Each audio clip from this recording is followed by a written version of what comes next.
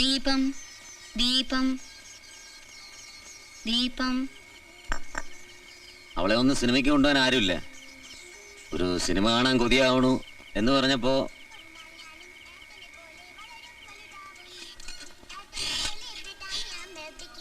സത്യം പറഞ്ഞ അവളാകെ ടെൻഷനിലായി പോയി.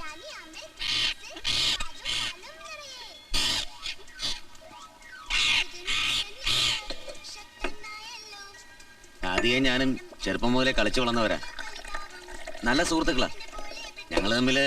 നിനക്ക് എന്തെങ്കിലും ഒന്ന് പറഞ്ഞിട്ട് പോ, തെറ്റാണെങ്കിൽ തെറ്റാണെന്ന് പറ.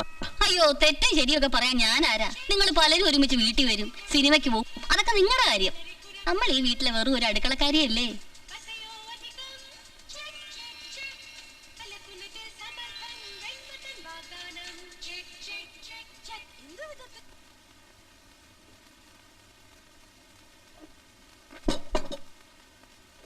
ഇന്നലത്തെ ഒരു 5 രൂപ ബാലൻസ് ഇങ്ങോട്ട് വരും. രാജേന്ദ്ര, നിന്റെ ചില്ലറയുണ്ടോ? 2 5 എടുക്കാൻ. ഇല്ല. ആ, അപ്പൊ നാളത്തെ അഡ്ജസ്റ്റ് ചെയ്യാം. എന്റെ ഷർട്ടിന്റെ പോക്കറ്റിൽ കട എടുത്തു കൊടുക്ക്. അച്ഛനായിരുന്നാലും ശരി, ആരാച്ചായിരുന്നാലും ശരി, കടം പറയുന്ന പരിപാടി വീട്ടിൽ വേണ്ട. ഓക്കെ. നീ ഇച്ചിരി രസം ഇങ്ങോട്ട് ഒഴിക്കേ. അല്ല, എനിക്കെന്താ വിളമ്പാത്തെ? മനസ്സിലായില്ലേ? പണം വെക്കാതെ വിളമ്പുന്ന പരിപാടി ഇവിടെ ഇല്ലെന്ന് അറിഞ്ഞൂടെ? പണം കൊടുത്തിട്ട് തന്നെ സാധനം കിട്ടുന്നില്ല, പിന്നെ ആ കടം. ഒരു ദിവസമൊക്കെ ഏട്ടന്റെ ചെലവില് ഏട്ടത്തേമ്മയുടെ കൈ കൊണ്ട് ഊണ് കഴിക്കുന്നതിന് എന്തിനാ പണം? സ്വയെ വിളമ്പിക്കൂടെ. ജീവിതത്തിൽ ആദ്യമായിട്ട് എന്റെ അനിയൻ സ്നേഹത്തിന്റെ രുചിയുള്ള ഊണ് കഴിക്കട്ടെ.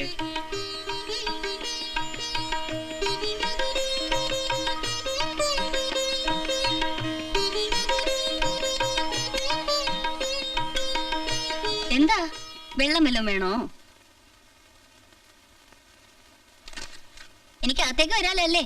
ആ, ഏട്ടത്തിയ ഇനിയും ചങ്കി ഓ, കുത്തരുത്. അപ്പൊ ഏട്ടന്റെ ഏട്ടത്തിയമ്മയുടെയും കൂടെ കൂടാൻ തീരുമാനിച്ചു അല്ലേ? എങ്കിലും നീ ചോദിക്കട്ടെ, രാധിക ഇഷ്ടമാണോ? കേടൊന്നുമില്ല. ദേ, ഇങ്ങനെ ഉരുട്ടിപ്പരട്ടൊന്നും വേണ്ട. അവളെ കല്യാണം കഴിക്കാൻ ഇഷ്ടമാണോന്നാണ് ഞാൻ ചോദിച്ചത്. അതോ ഇനി ആ കൊച്ചിനെ തല്ലു വിളിക്കാനാണോ പരിപാടി? അയ്യോ, അങ്ങനെയൊന്നുമില്ല. പിന്നെന്താ മനസ്സിൽ കണ്ടേക്കണേ? ഏതായാലും മേനോനങ്കളിന് എന്നോട് വിരോധമൊന്നുമില്ല. ജോലിക്കാരി ഒന്ന് ശരിയായ നേരിട്ട് ചോദിക്കാം. അയ്യോ, വേണ്ട വേണ്ട വേണ്ട, അതിനൊക്കെ തന്നെയാണ് ഞങ്ങൾ ഇവിടെ ഉള്ളത്. നാളെ തന്നെ പോയി ചോദിക്കാം. ഒരു അച്ചാരം ഉറപ്പിച്ച് വെച്ചാൽ പിന്നെ ധൈര്യം ഉണ്ടല്ലോ. അതിന്റെ ആവശ്യമൊന്നുമില്ല, സമയമാകുമ്പോ ഞാൻ പറയാം. എന്നാ ശരി, വായന മുടക്കുന്നില്ല.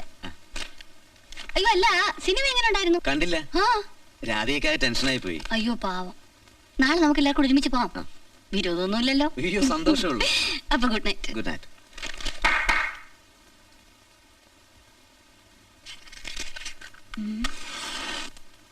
എന്താ എന്താ പ്രശ്നം? എന്ത് പ്രശ്നം? അവനോട് എന്താ പറഞ്ഞേ?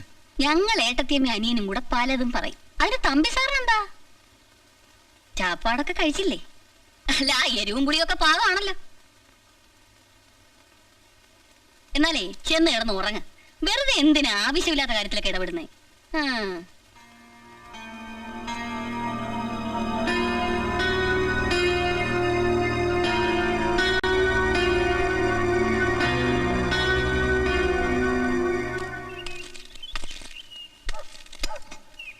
ഊട്ടിയിരിക്കാണല്ലോ. എവിടെ പോയോ? അപ്പുറത്തെ വീട്ടിൽ ചോദിച്ചാലോ? ആ ചട്ടക്കാരിയോടോ? പുറത്തെവിടേലും പോവാച്ചാ അവരോട് പറയാണ്ട് പോവില്ല.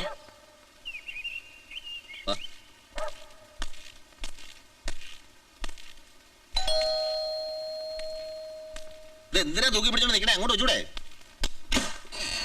Hi aunty. Hi uncle. എപ്പോ വന്നു? വന്നേ ഉള്ളൂ. മേനോനങ്കിളും പാർവതി ആന്റി അമ്മമ്മേ വരുന്നു. ആ, കമൻ. വേണ്ട, സമയമില്ല. ശ്യാമള എവിടാ പോയിരിക്കുന്ന അറിയാൻ വേണ്ടി വന്നു. മിസ്റ്റർ മേനോൻ ഓഫീസിൽ പോയല്ലോ. ഹരീഷിന്റെ കാര്യമല്ല, ശ്യാമള. അവളും ഓഫീസിൽ പോയി. ശ്യാമളോ? ശ്യാമളക്ക് ജോലി കിട്ടിയാലും മിസ്റ്റർ മേനോൻ അറിഞ്ഞൂടെ? You see, she has joined this Monday. ആ, ഓ, പറഞ്ഞിരുന്നു, പക്ഷേ മറന്നുപോയി അല്ലേ?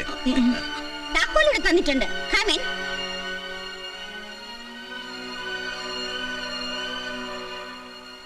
താക്കോല്.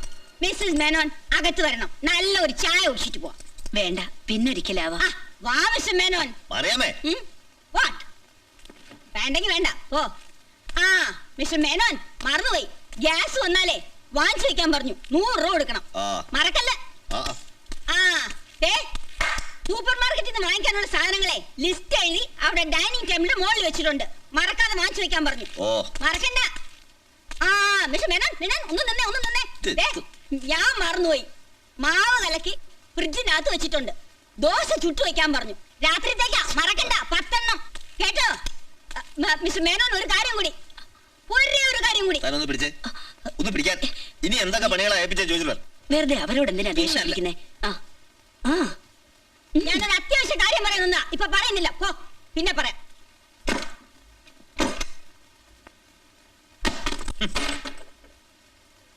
വീട്ടിൽ ചെയ്യേണ്ട ജോലികളൊന്നും പറഞ്ഞേൽപ്പിക്കാൻ മറന്നിട്ടില്ല.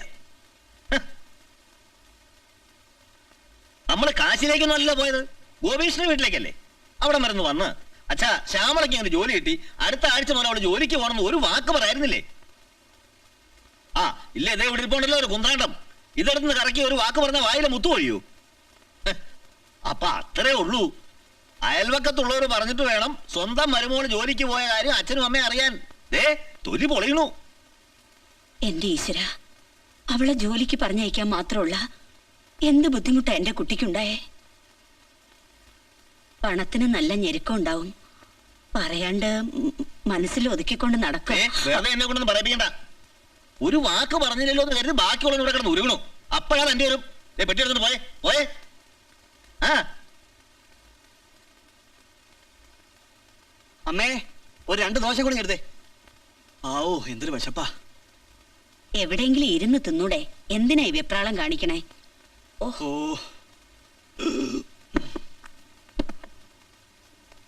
എന്തിനാ ശ്യാമളെ ജോലിക്ക് വിട്ടെ? അതിനും വേണ്ടി എന്ത് ബുദ്ധിമുട്ടാ നിനക്കുള്ളത്?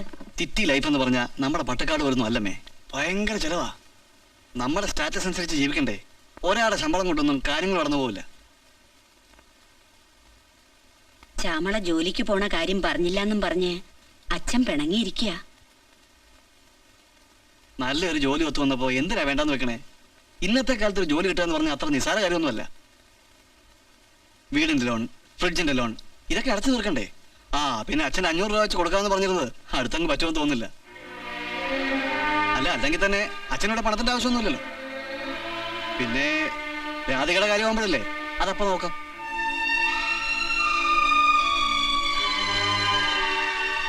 ഹരിയേട്ടാ, ഇത് കണ്ടോ? പലചരക്കടയിൽ ഈ മാസത്തെ ബില്ല് 2000-ന് മുകളിലായി.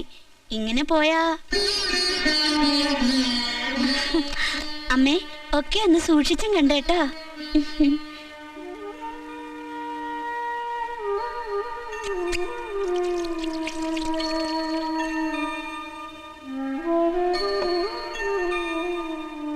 ജോലിക്കാര്യം മനഃപൂർവ്വം പറയാറുന്നതല്ല. ഏതായാലും അച്ഛനും അമ്മയും അങ്ങോട്ട് വരുമല്ലോ, ഒന്ന് ഞെട്ടിക്കാന്ന് വിചാരിച്ചിട്ടാ. ആ ഞെട്ടലേതായാലും ശരി കേറ്റു. നീ കാപ്പി കുടിച്ചു അല്ലേ? ഉവ്വ്. കയ്യും കഴിയല്ലേ? അതെ. അപ്പൊ ഇനി വേഷം മാറണം. ആ ചെല്ലേ.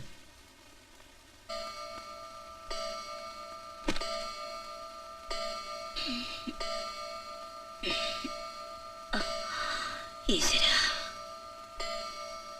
എന്താ ഇങ്ങനെ ഓർത്തിരിക്കണേ? ഏയ് ഒന്നുമില്ല. സമയം എത്രയെന്നറിയോ?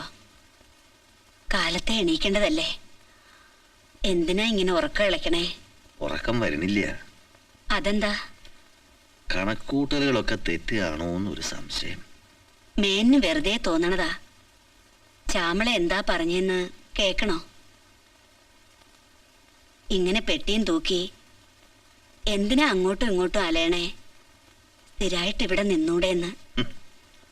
സ്ഥിരമായിട്ട് ഇവിടെ വീട്ടുപണിക്ക് നിന്നൂടെയെന്ന്. ഇതാ മേനുള്ള കുഴപ്പം. ഏതിനും എഴുതാപ്പുറേ വായിക്കൂ.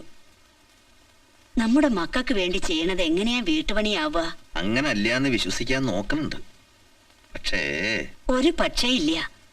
ഓരോന്നാലോചിച്ച് മനസ്സ് പുണ്ണാക്കാണ്ട് ഈശ്വരനെ ജപിച്ച് കണ്ണടച്ച് കിടന്നോളൂ. എന്റെ കണ്ണ് ഞാൻ അടച്ചോളാം. പക്ഷെ തന്റെ കണ്ണ് എപ്പോഴാ തുറക്കണേ?